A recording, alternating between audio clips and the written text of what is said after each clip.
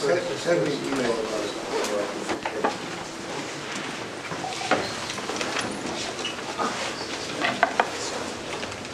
Right.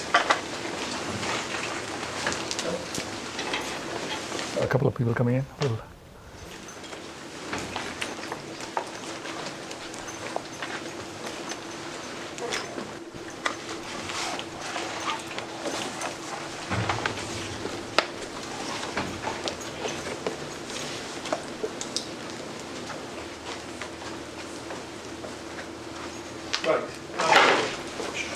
Well, thank you all for coming. This is, they call this the boot camp, so I suppose this is where we work you hard. And this is, let me say a few sort of practical things first. The last couple of weeks I've been sort of suffering from sciatica pain in the back. It's much better now, but standing for an hour might still be a bit of a challenge, so I've got myself a chair as backup just in case I need to sit down for a bit. So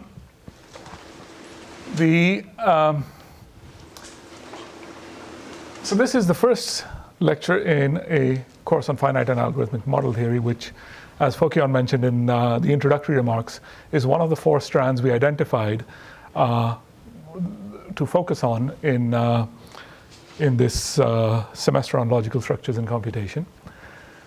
Which, now, logic and computation, as Fokion said, is a very wide field. We picked out these 4 strands.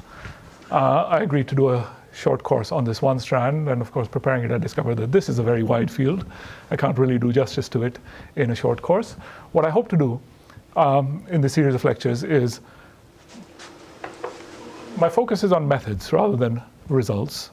I want to pick up certain methods that are commonly used in the field of finite and algorithmic model theory and illustrate those methods by means of certain illustrative results. That's the general pattern. Now, I realize that there are some people in this audience who know more about the subject than I do. There are others who know perhaps very little about the subject of finite model theory. So it's addressing this diverse audience. I hope, there's some of you who will find nothing that you don't already know in the first couple of lectures, but I hope you'll find something of interest as things go on.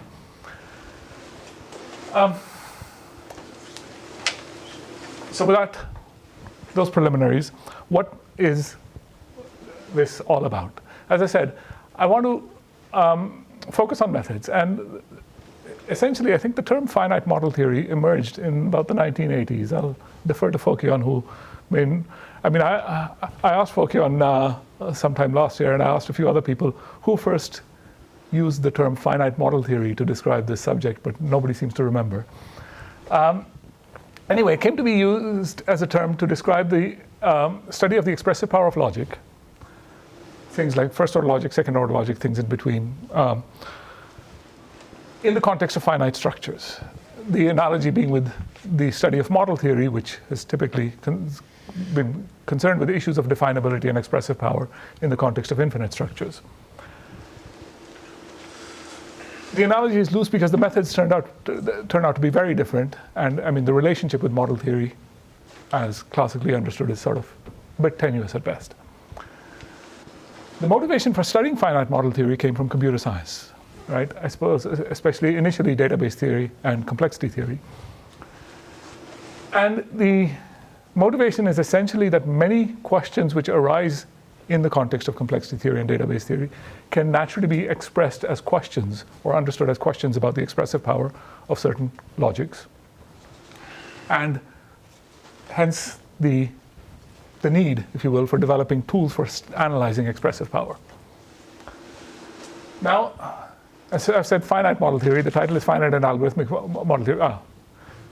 Proviso here, when we talk about the expressive power of logics, the kinds of questions that arise in these fields, at least initially, as I said back in the 1980s, people said the structures involved in computation are finite, and therefore we need to have specific tools for analyzing expressive power in the context of finite structures, and the tools from, say, classical model theory simply don't carry over. So there's a wide range of techniques, many of them algorithmic, and we'll look at this. And many of these then extend beyond considering finite structures to structures which may be infinite, but typically which have finite or algorithmic description. They can be described in some kind of formal way through finite descriptions and so on. That's why we generally now talk of finite and algorithmic model theory. There's a lot to be said on this, but in this course of lectures, I'll generally stick to finite structures and say very little about the extensions, as I said, because I'm going to focus mainly on techniques. Okay. So what do we mean? What do I mean by model theoretic questions? Questions about the expressive power. So typically, the kind of thing we're saying is we have a formula and a logic. I'll make this all a little bit formal in just a little bit. And we ask about its class of models, say the class of finite relational structures. Now, let's say this formula is in a relational vocabulary, has certain relations and constants. And so when I talk about the models of phi, I'll typically mean the collection of finite structures which satisfy it. Okay? And we want to ask, essentially, what classes of structures are definable in this way. Okay? And I say in a given logic L, we'll start with, say, first-order logic, but then we'll consider variations of this. But this is the kind of definability question we're interested in. Oh, something's gone wrong here. I'm not even sure what that says now, but I'm sure it was nothing important. Okay.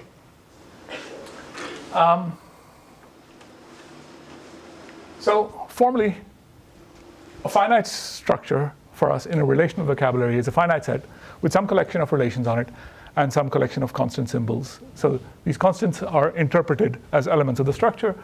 Each of the relation symbols comes with an associated arity and is interpreted as a relation of the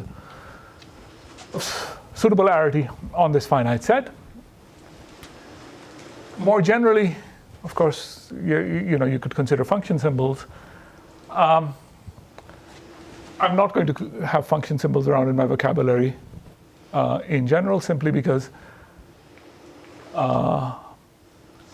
they make a lot of the statements that I'm going to make a lot more complicated to make, but without essentially changing them. I mean, they're all essentially true in the presence of function symbols, just a lot more complicated to say. So I'll just leave them out. You can ask me that about that at the end if you'd like to know more. Okay, so when I say a property of finite structures or class of finite structure, I just mean any class of finite structures closed under isomorphism, right? So we don't want to distinguish between structures which look the same. So isomorphic structures, for our purposes, are the same, are treated as the same, and we're interested in in certain properties of finite structures, and we want to ask questions like, is a property definable or undefinable? So we ask for a given logic L, for which properties P, is there a sentence in the logic which defines exactly this property? In other words, the structures that satisfy the sentence are exactly the ones that have the property P. Okay, that's our typical definability or undefinability question. So let's start with first order logic, simply because this is, I think, something which most people are familiar with. And as an example, I mean, we fix a vocabulary of certain relations and constants. So as an example, I'm going, and this will be a common running example I'll take through this course. Fix a vocabulary, let's say, with one binary relation and some number of unary relations. So this is arity 2. All of these are arity 1, and I call these things colored graphs. You can think of them as color directed graphs, right? So you have a set, we think of the set of vertices. A binary relation, which we think of as the edge relation. It's directed because I haven't specified that it must be symmetric. And we have some number of unary relations, and I think of them as colors on the vertices of the graph. Possibly some constant symbols. Occasionally I have constant symbols, so certain vertices may have distinguished names that I can use in my formulas. And now I formulate the first order logic through the following rules. We have terms. Any constant by itself is a term. Any variable by itself is a term. And these variables I think of as ranging over the vertices of the graph. We have we form atomic formulas by saying that there's an edge between T1 and T2. T1 and T2 are terms. I'll always assume we have equality about, so we can say two things are equal. And I can say that some T has a particular color, Ci, right? So those are our formulas. We close under the usual Boolean operations and under first order quantifiers. So these quantifiers, in our case, are ranging over the vertices of a graph. So I can say there exists an x such that phi, and for all x such that phi. Okay, so I'll just write down an example formula of a kind of computational problem that we might want to express. Fix a positive integer k, and I write a first order formula which defines those graphs which contain a vertex cover of size at most k, right? So what does this? A vertex cover just says this, right? So there exists k elements, such that for every y and z, if there's an edge between y and z, then either y is one of the elements xi, so that's a big disjunction over all values of I, or z is one of the elements xi. So right, for every edge, one of the endpoints is in the set x1 to xk. That's what it means for k elements to be a vertex cover. And so this formula is true when interpreted in a finite graph, if and only if the graph has a vertex cover of no more than k elements.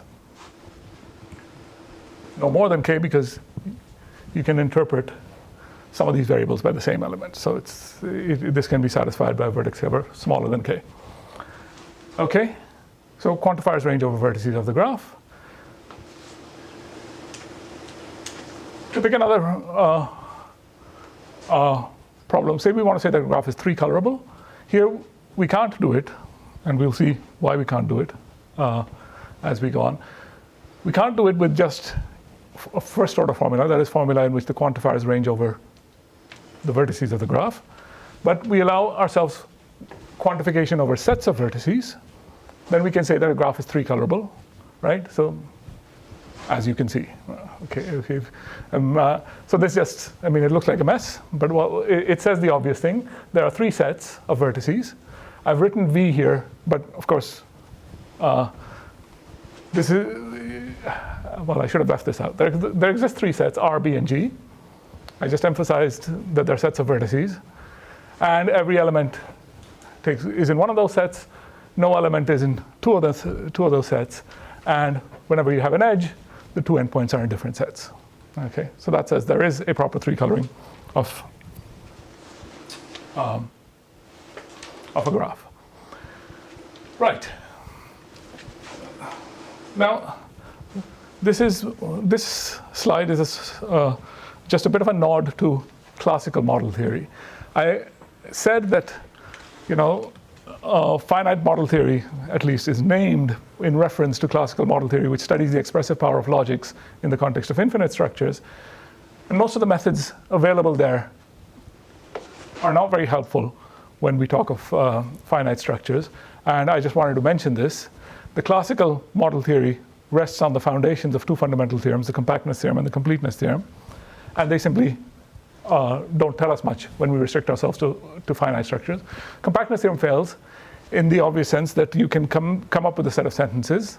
Every finite subset has a model in the sense of a finite model, but the whole collection is unsatisfiable because it has no finite model. That's kind of trivial to write. And the completeness theorem fails in the strong sense that the set of sentences, first-order sentences of first-order logic, which are finitely valid, that is true in all finite structures, don't form a recursively enumerable set. So there is no sense in which you can have a complete proof system for the finite validities. This goes back to Trachtenbrot. I said these are sort of the foundations of model theory in the classical sense. Various other things, for example, preservation theorems of Wush, Tarski, and Linden, fail when we restrict ourselves to finite structures. These are things which tell us that first-order logic's syntactic properties of first-order formulas are closely related to semantic closure properties of their models. And various finitary analogs of other foundational theorems also disappear. So the things on which classical model theory is built, the methods and the techniques, are simply not available for the sorts of things we want to study. So what techniques do we have? So the class of finite structures, in some sense, is not well behaved for the study of definability in the sense. I mean, I remember back in the 90s having a conversation about this with John Barwise, and he said, well, the class of finite structures is just not a natural class. Why would you want to consider it, right? But what I want to now tell you is that there's now a slew of tools and methods to study expressive power of logic in the finite that I'm going to touch upon in this course. And a lot of these methods are essentially computational algorithmic in nature. One which I'm going to start off with focusing on in this lecture is Ehrenfeucht-Fraisse games, or model comparison games. We'll see a few variations of these, and this is sort of a fundamental bedrock of analyzing the expressive power of logic in the finite. It's just, in effect, just a different way of expressing when two things can't be distinguished in a certain logic, and then we build other tools on top of that.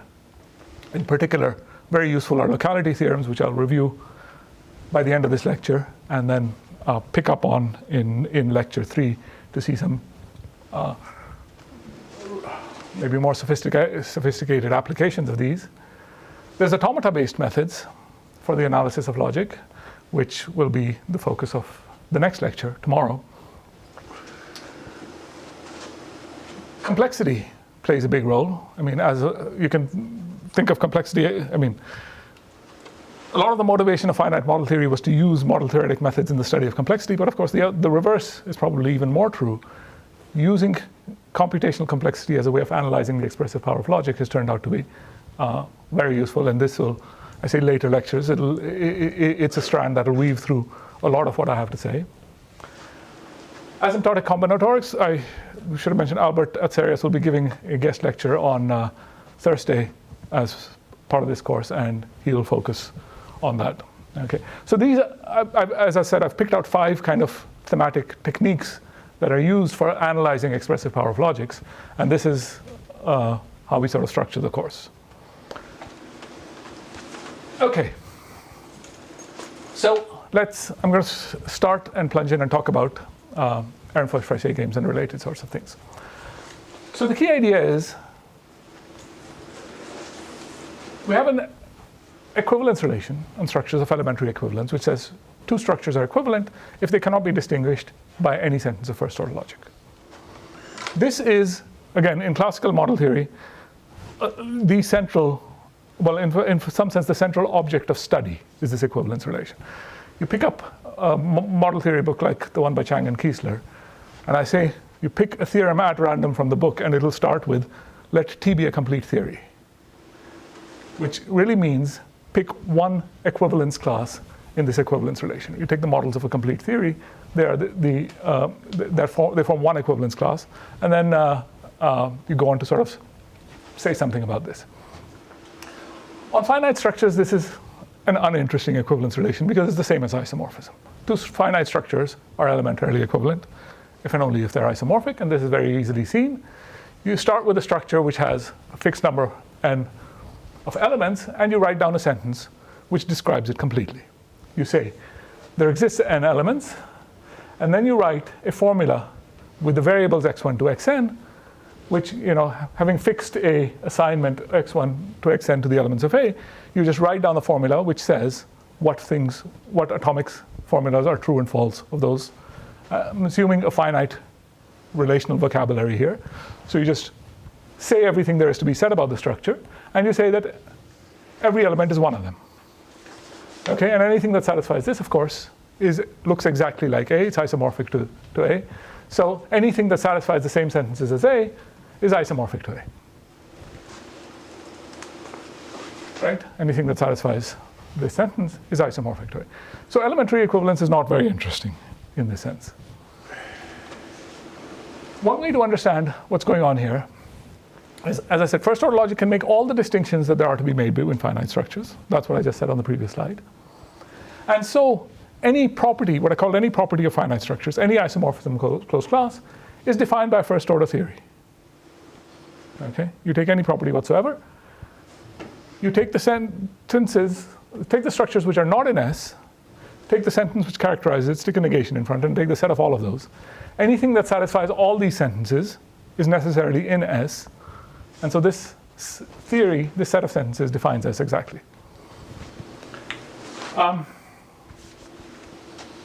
So classical model theory, being often interested in the expressive power of first order theories, you know, that sort of aspect becomes uninteresting.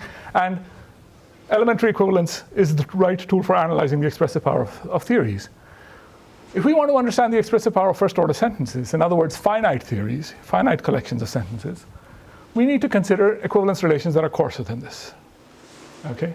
Elementary equivalence just makes too many distinctions. We want to make fewer distinctions.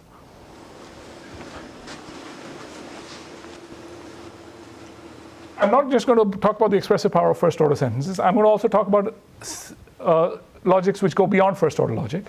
And one way of understanding that is we want to look at first order theories other than the finitely axiomatizable, but limited in some other way, right?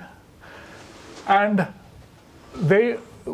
we think of those as sentences in a logic more powerful than first order logic. You can unfold them into infinite first order theories, but there are sort of first order theories which are highly regular in some way or the other. Okay? And that's what I say. It amounts to studying theories satisfying a weaker axiomatizability requirement than finite axiomatizability. They're not necessarily finitely axiomatizable, but they'll be axiomatizable in some way, and we'll make that precise. Okay, so now I'm going to talk about this. Understanding the limits of the expressive power of first order sentences by considering equivalence relations coarser than this one. So first focus will be on the quantifier rank of a formula. So we have a first order formula. The quantifier rank is simply if you look at the formula, it's the maximum depth of nesting of quantifiers inside the formula. I mean, formally, I don't know that I need to go through this. I think what I've said is enough for you to sit down and write down the formal definition, right? For atomic formulas, 0. Boolean operations, you take the max, and the quantifiers increase the formula quantifier rank by 1. Okay? I've already said this. But maybe this is a good reminder. I said there are no function symbols, and this is really the crux of the reason where I said things would get complicated. We're going to use quantifier rank as a measure of the complexity of the formula. If we allow function symbols in our vocabulary, the nesting of functions symbols inside each other introduces a complexity which isn't captured by this. And we would have to account for that separately. Effectively, functions and the nesting of functions are a hidden form of quantifier rank. And by disallowing function symbols, it allows us to get a single measure, which is what we want. That's really the reason. Okay. With this proviso, okay, so now if we have only relation and constant symbols, then in a finite vocabulary, once you fix the quantifier rank, there are only finitely many sentences you can write of that quantifier rank. Okay. This is so again, crucially, this is false if you have function symbols because you can nest the function symbols, etc. Okay. There are only finitely many up to logical equivalence. This you can, I think leave it, it's an easy exercise to prove. Essentially you prove by induction, you prove this by induction simultaneously for every m that the number of formulas with m free variables is finite. Right, once you bound the quantifier rank. It's a kind of, you need to keep track of two things, the number of free variables and the quantifier rank. Okay. So now we say two structures are equivalent up to p if they can't be distinguished by any sentence of quantifier rank at most p. Okay? I've gone to using from Q to P. I thought I'd used P throughout, but okay. And now this is, in some sense, the right notion for analyzing the expressive power of first-order logic in the following sense. If a class of structures or some property is definable by a first-order sentence, it's closed under this equivalence relation for some p. That's kind of obvious because the first-order sentence has some quantifier rank p, and so S must be invariant under that p. But the converse is true as well. Any property closed under this equivalence relation for some p is definable by a first-order sentence, and this follows from what I had on the previous slide, namely there are only finitely many sentences of quantifier rank p up to equivalence. So this thing actually has finitely many equivalence classes. For every pair of them, you can find a sentence that distinguishes them. Boolean combinations of those will define every collection of equivalence classes, and that's all there is to it. But we can say a bit more. Just like we constructed for a structure a single sentence which describes it up to isomorphism, you can also construct a single sentence which describes it up to p equivalence. Okay? That, again, pretty much follows from the fact that each equivalence class is defined by a sentence, which is what I just said. And that's this. This is the sentence which describes the equivalence class of A. I mean, you can give an explicit construction, but this is enough for our purposes. Okay. So now, I'm going to focus on this a little bit and see how we can say something meaningful about this equivalence relation and deduce that certain things are not definable in first-order logic, right? That's the aim now. The essential thing is these equivalence relations have a nice characterization, which was first given by Fraisse back in 1954 in terms of sequences of partial isomorphisms. Ehrenfeucht gave a description of this in terms of two-player games, which is nice and perspicuous and makes it a very useful tool. So let me just explain what it is. A partial isomorphism from A to B is simply an injective partial function which takes the interpretation of any constant to the same constant in the other structure and preserves all the relations. So whenever we have a tuple of elements of A, all of which are in the domain of this function, then that tuple is in a relation on the left, if and only if its image is in the relation on the right. Okay, so it's just what you'd expect. It's an isomorphism on the domain of F, with the requirement that F is defined for all the constants, let's say.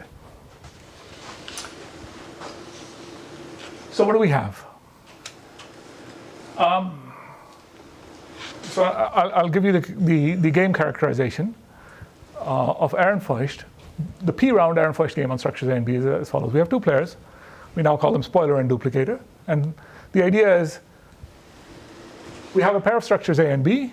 Spoiler claims that these structures are different. Duplicator claims that they're the same. And they play a game to see which one of them can establish their claim. At each round of the game, spoiler chooses one of the structures, for example, B, right? And the choice is made at each round. So, different rounds you could choose a different one. And an element of that structure, call it B sub I, the I subscript I referring to the round. And duplicator has to respond with an element of the other structure. And you look at after P rounds, you look at the map, which takes the element chosen in the ith round in A to the element chosen in the ith round in B, along with the map on the constants, which is fixed anyway. If this is a partial isomorphism after P rounds, then duplicator has won. Spoiler has failed to demonstrate a difference between them. But if it's not a partial isomorphism, spoiler has won. Spoiler has demonstrated that the two structures are different. And the key thing that connects this with what we had before is that duplicator has a winning strategy if and only if the two structures are equivalent. So, I mean, this is not very difficult to prove given what we have already.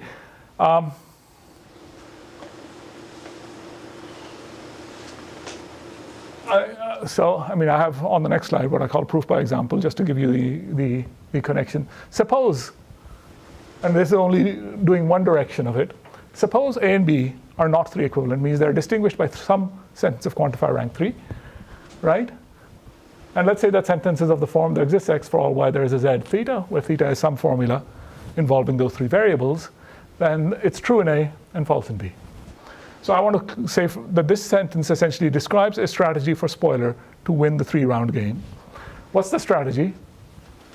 Well, round 1, this existential is satisfied in A and not in B, therefore spoiler chooses an element of A which satisfies it.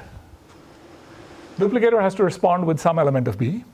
Necessarily this element will not satisfy this existential because B satisfies the negation of that. Now, whatever B1 chose, because of this universal, there exists X for all Z not theta is true of B1. And so spoiler in the second round chooses a witness for that existential, right? So it chooses a B2, which satisfies for all Z not theta B1 B2. Duplicator has to respond with an element of A. Necessarily, because of this universal, there exists Z theta is true. And so spoiler chooses a witness for that Z in A, which satisfies this, and clearly duplicator has lost. Okay? You generalize this to arbitrary first-order formulas, and that gives you one direction of this if and only if. The other direction crucially uses, again, the fact that we are in relational vocabularies, and we have finitely many sentences. Peter? Is it obvious that it's still true when the formula is not in pre-next form? Well, is it obvious? It is true.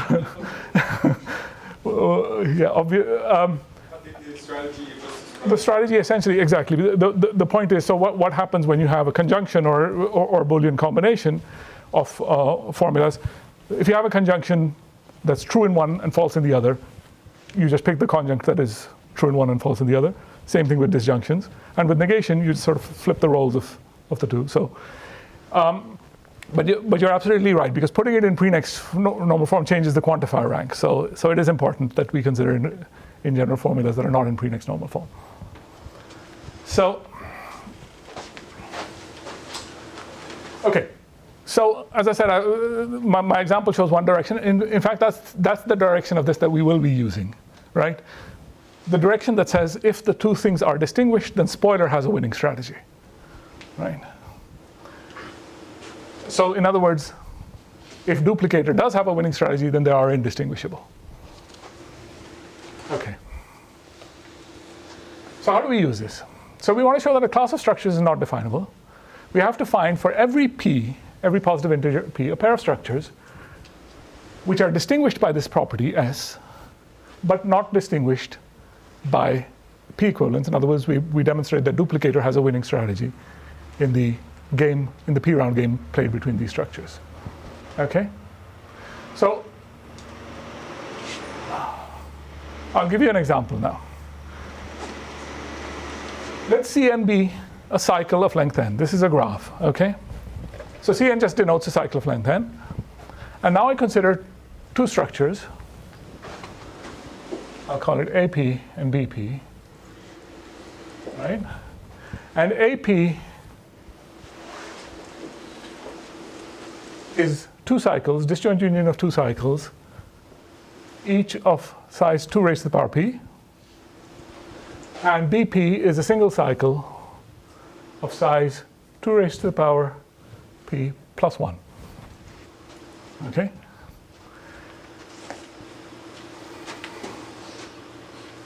Okay, so I claim, and I'll give you the argument on the next slide, that these two are p equivalent. Okay. So duplicator has a winning strategy for p rounds of the game played on these two structures. Okay. And as an immediate consequence of this, we get, for example, two colorability is not definable in first order logic, graph 2 colorability, because 2 colorability is the same as the existence of a cycle of odd length. This graph has no cycles of odd length, but this one does. Right? So this is 2 colorable, this is not. So 2 colorability is not definable in first order logic. Having an even number of elements is not definable in first order logic, simply because this graph has an even number of elements and this one doesn't, right? Connectivity, property of a graph being connected, is not definable in first order logic because this graph is connected and this one isn't. Okay, so all of these follow from this one example. So, as I said, they're distinguished by these properties, but not distinguished. For any fixed p, we can find a pair of structures which are not distinguished. Okay. So why is it that these two are p equivalent? We have to describe a strategy by duplicator. And I've summed up the strategy in these 2 lines at the bottom. Duplicator strategy is to ensure that after R moves of the game have been played, we have to maintain a partial isomorphism for p moves, remember. So duplicator strategy is that after R moves have been played, the elements that have been picked in the 2 structures, their distance between them, the graph theoretic distance, is either equal or bigger than 2 raised to the power p minus r. Okay, so the idea is spoiler picks an element, duplicator responds with an element. For the first one, it really doesn't make any difference. They're all interchangeable. Now, after some number of moves, you have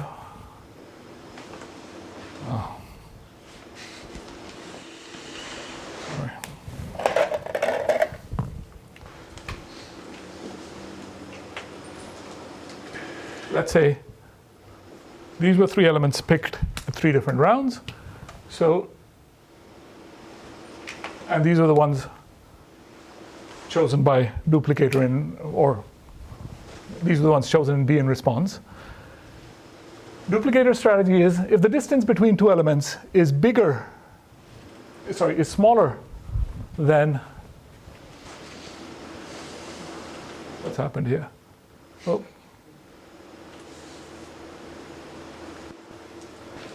Is smaller than 2 to the p minus r, then the distance over here is the same. So if this distance is small, then this distance is exactly the same as that. But if the distance is big, like here it's infinite, then this distance is also big, bigger than 2 raised to the power of the number of moves remaining. And the idea is that the best that spoiler can do to force a win is pick something in the middle to cut the distance in half. And duplicator can survive p rounds of that. Okay, that's the essential idea. So these 2 things are p equivalent, and as I said, the undefinability of all of those properties follows. An alternative stratification we will consider, which is useful in the study of fixed point logics. I'm not going to get to fixed point logics until later, but I thought I'd mention this at this point. Is we say 2 structures A and B are indistinguishable, and now I'm using superscript k to mean that they can't be distinguished by any sentence which uses at most k distinct variables. This is a very different measure. So let me sort of define it very quickly. So we write LK for the first order formulas which use only the variables x1 through xk. So we fix a set of k variables, and those are the only ones we're allowed to use in constructing the formula. Another way of thinking of this is those formulas of first order logic in which no subformula contains more than k free variables. Okay, because if this is true, you can just rename the variables to use just x1 to xk. By simple renaming, you will get a formula of LK. Okay, so this is it's a measure of the width of a formula. It's essentially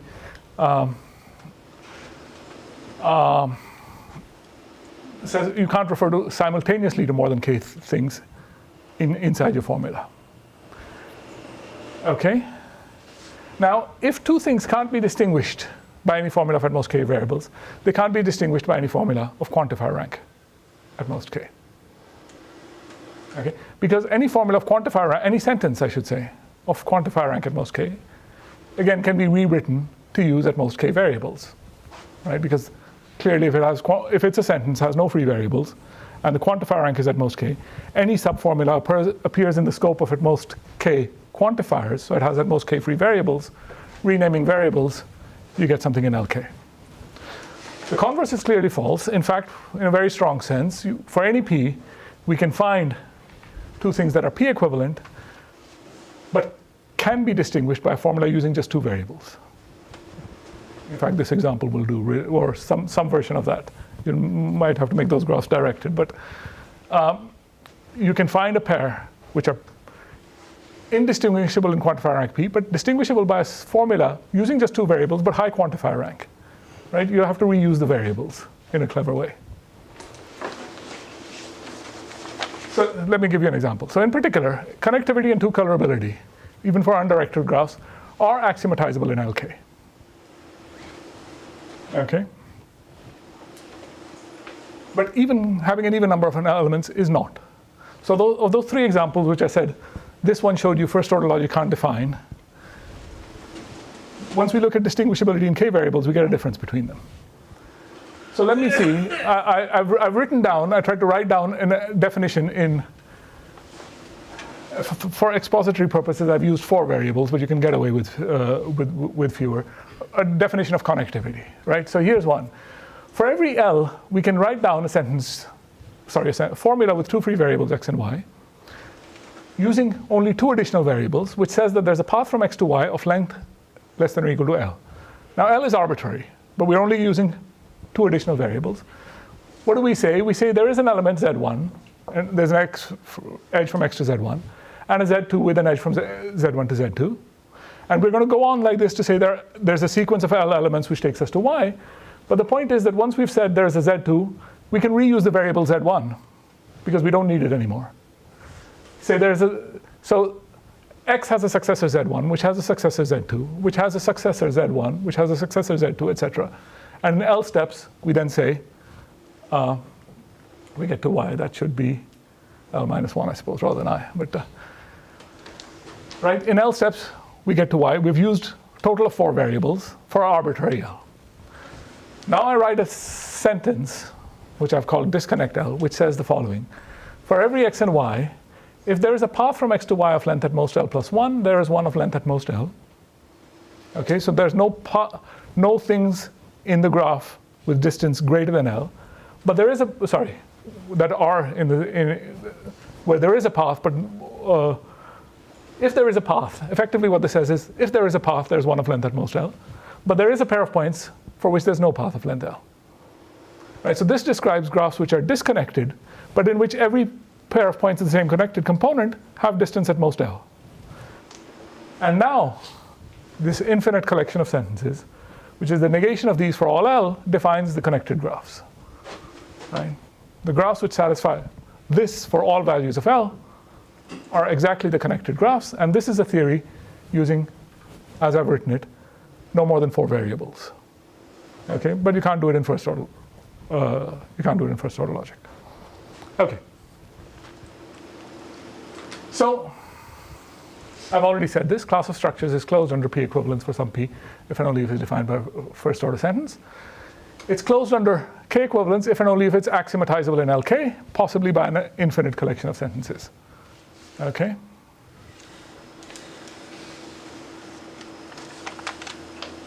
Because there are only finitely many sentences of quantifier rank at most P, this equivalence relation only has finitely many equivalence classes.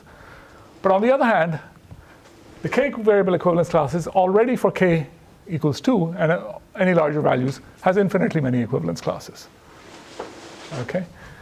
I mean, yeah, this is not very hard to construct the examples. I mean, I say I made the claim for K greater than 2, but you can take the connected graphs example I had on the previous one, and certainly for K equals 4, that already gives you examples of this. So this K variable equivalence relation has a similar game characterization. We call this the K-Pebble game. Again, it's played by our friends Spoiler and Duplicator, playing on a pair of structures A and B. And the idea is the following now. We limit,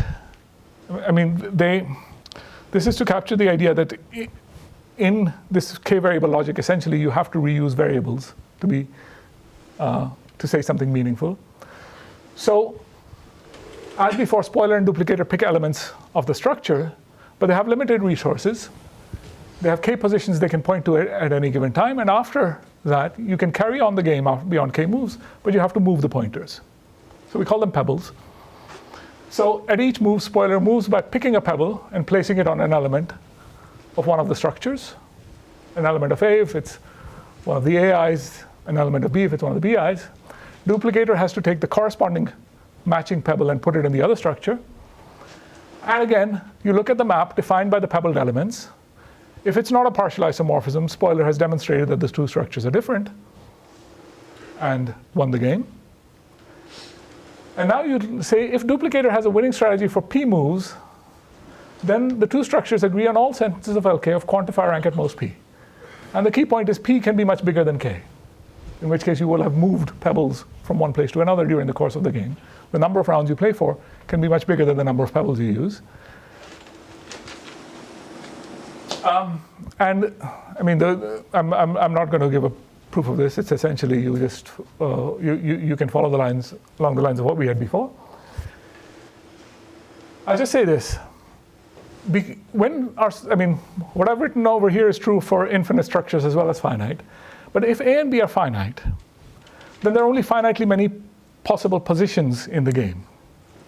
And if you pick P larger than the number of possible positions, and duplicator still has a winning strategy, that means duplicator really has a winning strategy for playing forever, without ever getting into a losing position. So two structures are K equivalent if and only if duplicator has a winning strategy forever. This is specifically about finite structures now, right? So if we want to show that a class of structure is not definable in first order logic, what we typically do is, for every K and P, we find a pair of structures, one of which is in the class and the other is not, and they're equivalent. But because you can always bound the number of variables by the quantifier rank, we usually just forget about the K. And that's what we did before. If we want to show that something is not axiomatizable with a finite number of variables, what we need to show is, for every K, we can find a pair of structures, one of which has the property and the other doesn't. And they're equivalent for all values of P. KP equivalent, yes? I'm still a bit confused. When you say not definable in first order logic, you mean not definable by a single set? By a first order sense, yes. When you say axiomatizable with a finite number of variables, you mean? Axiomatizable by a theory, yes. Yes. Theory. Right. So I didn't say this, but I use the word definable and axiomatizable slightly differently in that sense, yes. So when we want to show that it's not axiomatizable with a finite number of variables, this is what we typically show. And here, as I said, because when the structures are finite, proving it for all P's, it's enough to prove it for P bigger than the size of, let's say, the structure raised to the power K. We actually usually forget about the P and just say we're showing that duplicator can play forever. So here we can forget about the number of variables. Here we can forget about the quantifier rank usually. Okay, that's the way we use these things. Okay, something's gone wrong here, as you can see. Evenness is not axiomatizable with a finite number of variables, because for every K, there are structures where AK has an even number of, right. So I showed you this example to show you that connectivity, two-colorability, and evenness, with a single example, are not first order definable. And I said connectivity and two-colorability are axiomatizable with a finite number of variables, but evenness still isn't. And this is actually very simple. You just take any structure with K elements here and a structure with K plus 1 elements here. No relations on them whatsoever. Okay? And the only relation is equality. And you see that duplicator has a strategy for playing forever. Because you match any move of spoiler on one side by picking an element that's, well, if spoiler plays on an element that's already pebbled, you play on the corresponding element on the other side. If spoiler plays on an element that's not currently pebbled, because there are at most K pebbles, there is at least one on the other side that's not pebbled, and you place it there. And all equalities are always satisfied. So duplicator can just carry on forever. Okay. Here's another example to make this a little bit more interesting. Take the complete bipartite graph on two sets of K elements. And this is the complete bipartite graph with K elements and K plus 1 elements. Okay, for the special case, K equals 3. And the claim is now again, you play the K-Pebble game on this, and Duplicator has a strategy for playing forever. Because you match any move of spoiler in this part with a move on this part and vice versa, any move on this part with a move on this part and vice versa. Because there are more than K in each part, equalities will always be satisfied. You can always find an element not equal or equal to the others as necessary. And between the parts, there's always an edge, so that's also satisfied. So what can we say? These two things are equivalent. But this graph has a perfect matching and this one doesn't. Therefore, the property of having a graph having a perfect matching is not axiomatizable with any finite number of variables. It also turns out that this graph has a Hamiltonian cycle and this one doesn't, right? Because you can, there's your Hamiltonian cycle. To see that this one doesn't, notice that each stage of the cycle you have to cross from one part to the other. And since there's more elements on this side than that, you can't do that without repeating a vertex, right? If you're going to visit every one.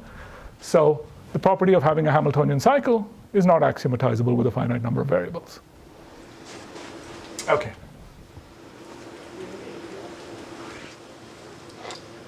Now let's see. Finish at 12, right? So I'm going to come back to the uses of these finite variable logics later. I just wanted to say a little bit about, as I said, I wanted to get to talking about locality, and this will be the last thing I'll say. To define what I mean by locality, it's useful to define, given a structure A, we define a graph which relates two elements. So we put an edge between two elements. If there is some relation in the structure which contains a tuple containing both elements. Okay, so basically, two things are related somehow by this structure. We call this the Geisman graph of A, right? You take the universe of A along with this edge relation, which is a symmetric edge relation, so it's an undirected graph.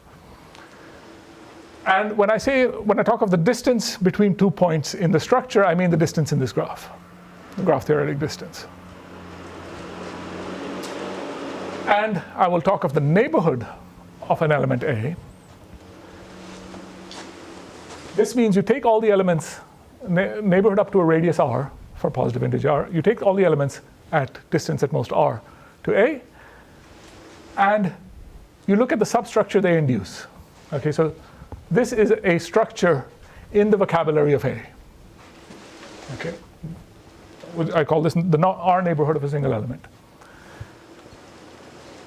This allows me to formulate my first version of the Hanf locality theorem, which is the following. We say two structures are Hanf equivalent with a radius r.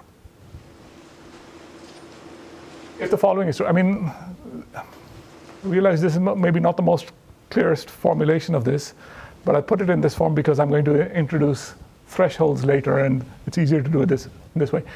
Let me give you the clearer formulation. Two things are Hanf equivalent with radius r if there's a bijection between the two universes, between the two structures, such that for each element, its R neighborhood is isomorphic to the R neighborhood of its image. What I've written here is there are equivalent if you count the number of isomorphic neighborhoods for each element, and you count the number of elements which have isomorphic neighborhoods to A in B, they have the same cardinality. So you can put a bijection between them. And the same for B. So for each element of B, you count the number of neighborhoods in A which have the same, which are isomorphic, and you count the number of neighborhoods in B which are isomorphic, and they have the same number of elements. That should be a capital A there. Sorry? A prime in Which one? capital A at the beginning. A prime in. And yes, this one's a capital A. Thank you. Yes. Okay. And the Hanf locality theorem says, for any vocabulary and any p, you can find a radius r, and at most 3 to the p. 3 to the p is enough. So that if A and B are Hanf equivalent up to radius r, then they're not distinguishable by any first order sentence of quantifier rank at most p. So if the neighborhood's up to a fixed radius, you look at the multi-set of neighborhoods that appears in A, and it is the same as the multi-set of neighborhoods that appear in B, then you can't distinguish them. Right? So first order logic really talks about local neighborhoods, is what this is saying. Right? And I have 5 minutes. I think I can sketch you a proof of this, and that'll be a good point to stop then. So what's the proof? The idea is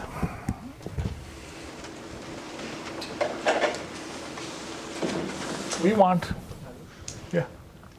Just in this definition, how is it that it's an equivalence while the definition is not symmetric in A? No, the similarly for every B means the symmetric bit, right? Okay. So yes, this is not the best formulation, as I said. That's why I said it's the existence of a bijection, which is a bit clear. Okay. So let me, I want to give you the idea of proving this. The idea is, of course, we start from this assumption, and we want to show that from that we can construct a winning strategy for a duplicator in the P-round game. Duplicator strategy will be to maintain the following condition. So you have the structure A, and you have the structure B, and in here you have elements A1, A2, A3, right? And over here, you have elements B1, B2, B3, which have been selected in previous rounds. And what you do is you take the neighborhood of radius up to 3 raised to the power of the number of moves remaining to play around these points, and you take the union of these neighborhoods. And you have the same in B. And duplicator strategy is to maintain an isomorphism between these two sets, between these two substructures, I should say. Okay? Why is this possible? Well, for the first move, it just follows from the definition, right? You pick one. You look at the neighborhood of radius 3 to the p. There must be one on the other side with an isomorphic neighborhood. Now we want to show inductively this remains true. So suppose now spoiler picks an element, let's say, somewhere in the structure. And we consider two cases. Either it is, so what are we going to do? At the next move, we're going to shrink the radius of these neighborhoods, but then we're adding one additional element, and we want to do the same on the other side while keeping an isomorphism. Suppose this element that spoiler chooses is 2 times 3 raised to the power of the new, right? So 2 times 3 to the p minus k minus 1 means 2/3 of this radius that I've drawn before. If it's within 2/3 of that radius, that means its neighborhood of radius 3 to the p minus k minus 1 is entirely within this. And therefore, by the isomorphism, there's an element here, B, whose neighborhood, well, it'll be entirely within this. You know, and because there's an isomorphism between these whole substructures, you pick the image under that, and you're done. What happens if you pick an element here, whose distance from any previously chosen element is bigger than that? Well, that means that when you shrink the size of the neighborhoods by a factor of 3, its neighborhood of radius 3 to the p minus k minus 1 will be disjoint from all of these. Okay? And that means, just by count of the neighborhoods, there must exist a B on the other side whose neighborhood of radius 3 to the p minus k minus 1 looks exactly like the neighborhood of A. And you pick that. And it's disjoint from this structure you had before. Okay? That's the essential idea. It kind of, if you look at it, it's a great generalization of this construction. Keep things far apart. Things that are far apart, you can't, spoiler, it'll take a lot of moves for spoiler to show that they are actually different, right? And things that are close, you keep isomorphic. That's duplicator strategy. Okay? Okay. So that's, and we're going to look at certain applications of this and of the other locality theorem, Greifman locality, which I haven't got to, but I think I'll stop at this point. And next time we'll look at some applications of locality and also at automata theoretic methods. Okay.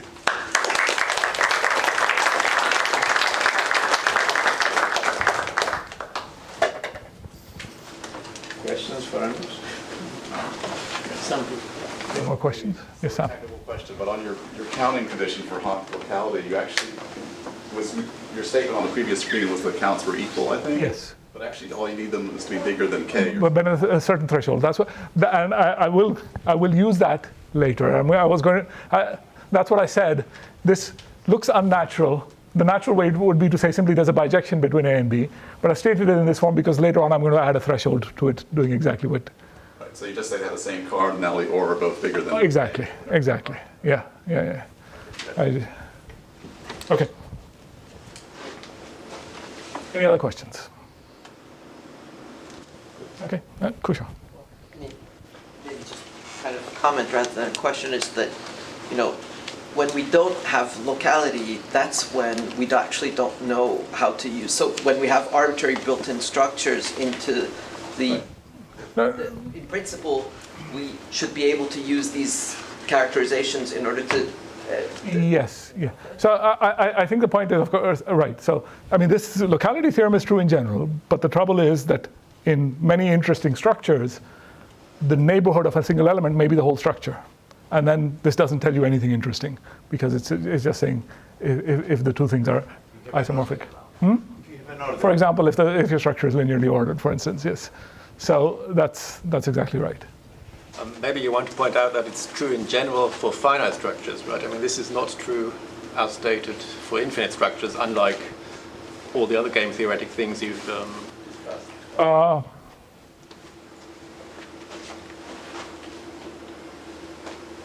Sorry, which bit is not true? Well, that you get elementary indistinguishability through the. No, I'm only claiming P indistinguishability. I think this is. Okay. Yeah. Okay. Let's talk in the break. All right. Resume at 1:30 from. 1:30. Okay.